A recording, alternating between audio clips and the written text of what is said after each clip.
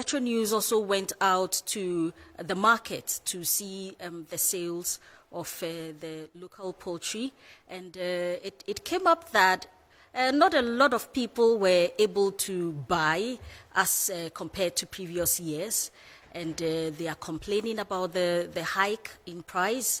They are not able to purchase, so they still go back to the imported chicken that we've been complaining about for some time now. If you remember, in the course of the year, I came up with a documentary on the local poultry sector, bringing out the challenges in the sector. Tonight, we want to delve a little bit more into what the issues are.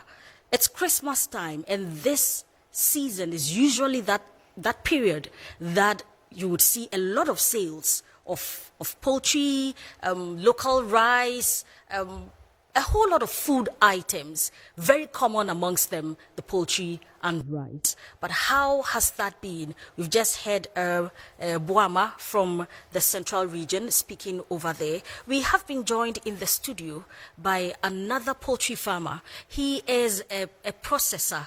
He does manual processing of his poultry right here in Accra. He was one of my resource persons in the poultry documentary, and we are glad to have him join this conversation in the studio now. Joseph Boachi Yadom is the Chief Executive Officer of Joe Rees Farms and Processing.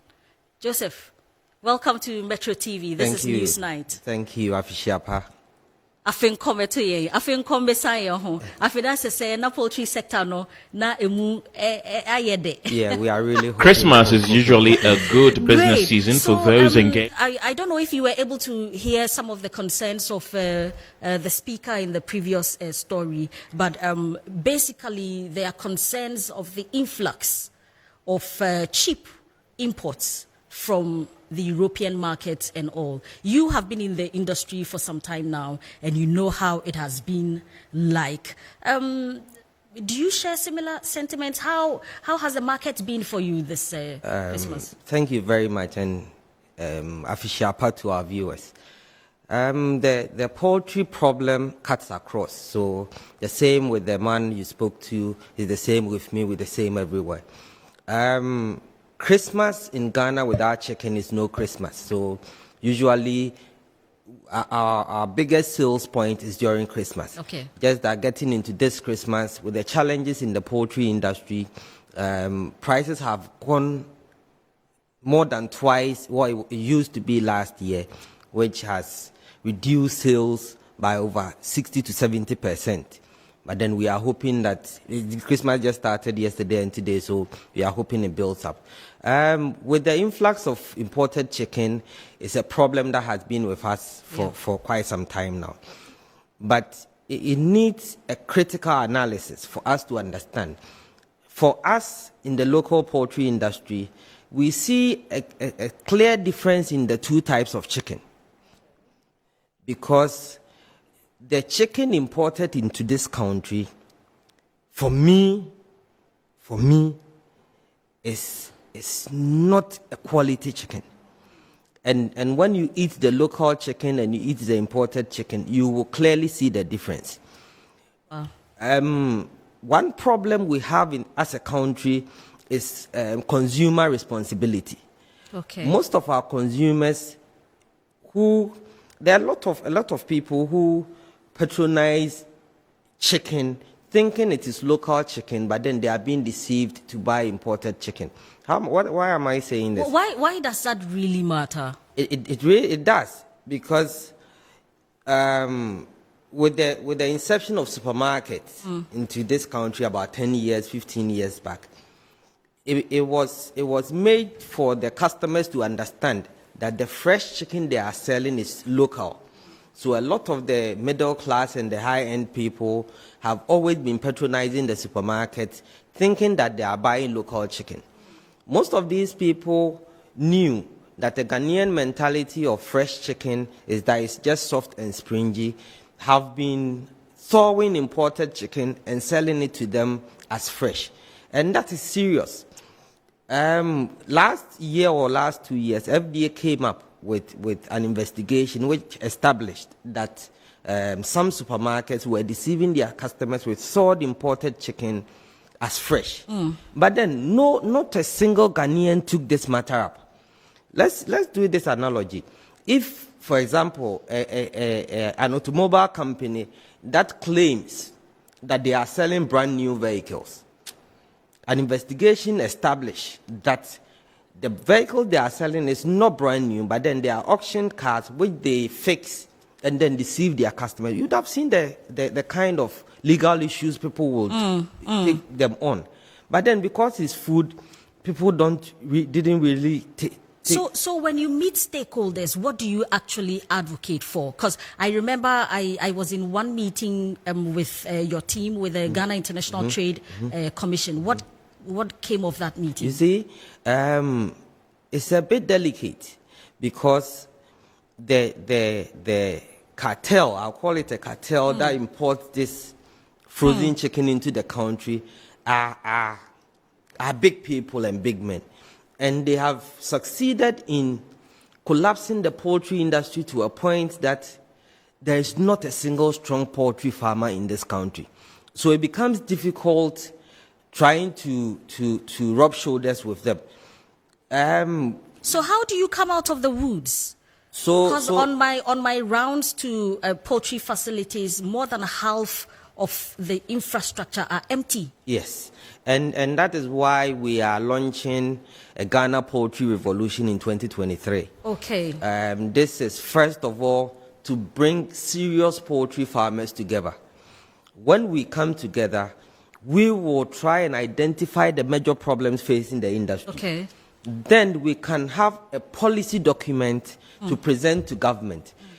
Our major problem is with the technocrats in this industry. Usually, they think about what they assume will solve the problem. Meanwhile, practically, those ideas and those initiatives don't even solve the problem. But local poultry farmers, do you have the capacity? Are you able to meet demand? Well, right now, about 600 million US dollars, that is the annual imports of frozen chicken into the country, right? If you are to be given the opportunity to produce for the local consumer, do you have the capacity to do that? For capacity, we have more than the capacity. So what has been the problem? The problem is, you see, for poultry, you don't produce in anticipation of a market. So if there is any policy to even stop or reduce or ban the importation, it should start from somewhere. We should be giving the assurance and the support to do production. And it takes between 3 to 6 months, we will be done. Then we have a guaranteed market. For example, if the government says he wants to cut importation by 40%, he should give us the capacity to produce the 40% before he goes ahead to ban. You don't ban and then ask us to produce.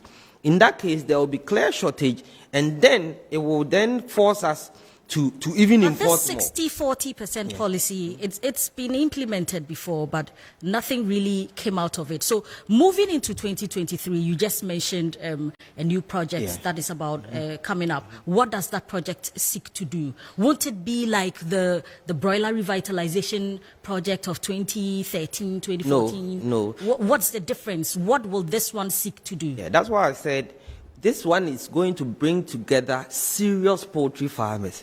This broiler where serious is people who are looking for the poultry industry to grow, not their personal interest. The broiler revitalization project that failed. It was, you see, the government asked the farmers the importers to buy 40% from the farmers. Will you believe that some of these farmers gave letters authorizing them the importing? Meanwhile, they were not supplying them 1%. There were some importers who... So it means the farmers themselves are not united. That's what I'm saying. You are shooting yourselves in the foot. Yes. Anyway. That is what the Ghana Poultry Revolution for 2023 is seeking. Is this a PPP? Is it a private public partnership, or it's a totally private thing? This is a totally private thing, which seeks to bring the, because you see, first of all, bringing the serious poultry farmers together is an issue.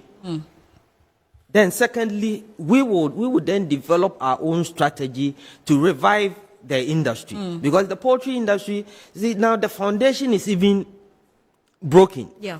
So we have to start from scratch, put things and people together, so that when we are meeting the policy makers, the financial institutions, we can give them the assurance that given the opportunity, we will be able to revive the poultry industry. And like you are saying, the opportunities in the poultry industry is so enormous that, I mean, 600 million US dollars is how much we condense cities to import. Yes. So like we are hoping that we get support from the media, like you are doing, and other stakeholders, because it has to be announced to the general public what we are going to start to do. Then they will also have the love to support us. But like I was saying, when you eat the local chicken and you eat the import, you will clearly see the difference. And I know, and with Christmas, probably the pocket also counts. Yes. With this economic situation, and pocket also it's counts. cheaper because of the volumes they do. Like you are saying, the chicken requirement in Ghana is at least 500,000 birds a day. If we are producing 500,000 birds, the economy of scale will compel us to reduce the price, so we will be able to compete with them. But then now we are not doing even 2,000 birds a day. So it also comes. So if we all come together and support, we will be able to reduce the price and compete with them.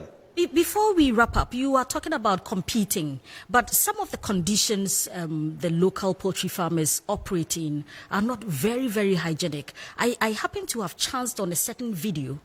I don't know if my producer has it. Yes, my producer is showing this video of this appears to be processing of local poultry for the market. And this environment is not very safe. Is FDA aware of this? Have you seen this video before? Yes, I've also seen this video, and it's worrying. And that is why I'm saying, because you see, over the years, the poultry industry has gone down to the point that this is the level we are in now. But then we are trying to revive the situation and then bring it to a certain level. And like for us, we do our processing in a more hygienic environment. And so that's where also I want the consumer responsibility to come in. Because some of these processing is done to supply the supermarkets and all. So when a customer is going to buy chicken, the customer must also seek to know the source of the chicken. Yes. You see, these supermarkets, some of us who do... So there's traceability. Yes. Some of us who do our processing under hygienic condition are trying to tell them to even show where the chicken is coming from. But they don't. Because they may take from here and add it to our own, and then they will, and then because this people processing under this condition are willing to sell it to them at a more cheaper price. Maybe because of our cost of production, we can't sell it the same price these people are selling. So they would rather want to just use us as a conduit to claim that they are sourcing from the right source. So the consumers... Joseph Boakye-Yiadom, the conversation can go on and on, but we might have to end it here. We will do some follow-ups because it's been months since we came out to do the local poultry documentary. We need to know what improvements have come up in the sector and see the way forward. And so we'll get in touch again, but we look forward to the 2023 project that you've just mentioned. The Ghana Poultry Revolution. Ghana Poultry Revolution, that is the name. Thank you. Joseph Boakye-Yiadom is the Chief Executive Officer of Joe Rees Farms and Processing right here in Accra.